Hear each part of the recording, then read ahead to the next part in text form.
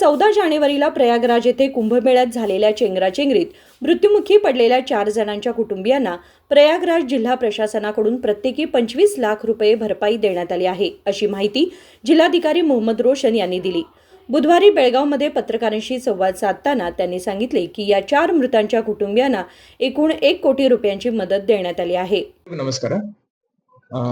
ಜನವರಿ 14ನೇ ತಾರೀಕು ಪ್ರಯಾಗ್ರಾಜಲ್ಲಿ ದುರದೃಷ್ಟವಶಾತ್ತು ಬೆಳಗಾವಿ ಜಿಲ್ಲೆಗೆ ಸೇರುವಂತ 4 ಜನರು ಕಾಳು ತುಳಿತದಲ್ಲಿ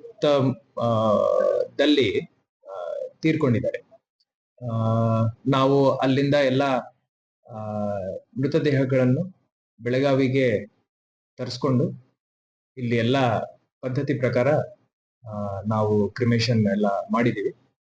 ಈಗ ಪ್ರಯಾಗರಾಜ್ ಜಿಲ್ಲಾಡಳಿತ ಜೊತೆ ಜಿಲ್ಲಾಧಿಕಾರಿ ರವಿ ಮಂದರ್ ಅವರ ಜೊತೆ ಮಾತುಕತೆ ನಡೆಸಿ ಪ್ರಯಾಗರಾಜ್ ಜಿಲ್ಲಾಡಳಿತದ ಮುಖಾಂತರ ಪ್ರತಿ ಮೃತರ ಕುಟುಂಬಕ್ಕೆ 25 ಲಕ್ಷ ಪರಿಹಾರ ಧನವನ್ನು ಅವರ ಅಕೌಂಟಿಗೆ ಡೈರೆಕ್ಟ್ಲಿ ಜಮೆ ಮಾಡಲಾಗಿದೆ।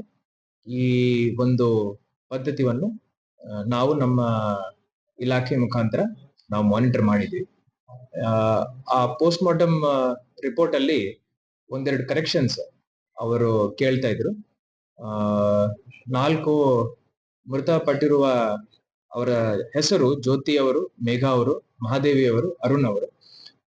ಸ್ಪೆಲ್ಲಿಂಗ್ ಅಲ್ಲಿ ಸ್ವಲ್ಪ ಮಿಸ್ಟೇಕ್ಸ್ ಇದಾವೆ ಅಂತ ಹೇಳಿ ಕುಟುಂಬಸ್ಥರು ನಮ್ಗೆ ರಿಕ್ವೆಸ್ಟ್ ಮಾಡಿದ್ದಾರೆ। ಒಂದು ಅಫಿಡವಿಟ್ ತಗೊಂಡು ನಾವು ಪ್ರಯಾಗ್ರಾಜ್ ಜಿಲ್ಲಾಧಿಕಾರಿಗೆ ನಾವು ವಾಟ್ಸ್ಆಪ್ ಮಾಡಿದೀವಿ, ಇಮೇಲ್ ಮುಖಾಂತರ ಕಳಿಸಿದೀವಿ।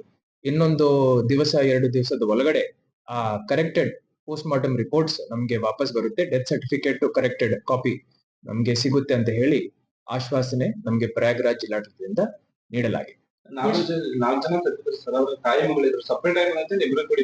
ಸೊ ಎಲ್ಲ ಸಪರೇಟ್ ಬಂದಿದೆ। 4 ಜನರಿಗೆ ಸಪರೇಟ್ 25 ಲಕ್ಷ ಎಲ್ಲ ಸೇರಿ 1 ಕೋಟಿ ರೂಪಾಯಿ ಪರಿಹಾರ ಧನವನ್ನು ಅವರಲ್ಲಿಂದ ಬಿಡುಗಡೆ ಮಾಡಿದ್ದಾರೆ।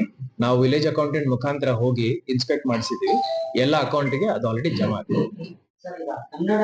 दोघा जणांच्या मृत्यूच्या पोस्टमॉर्टम अहवालामध्ये काही संभ्रम होता, मात्र तो निकालात काढण्यात आलाय असेही त्यांनी स्पष्ट केले। विनोद कोलकार, KMM मराठी, बेळगाव।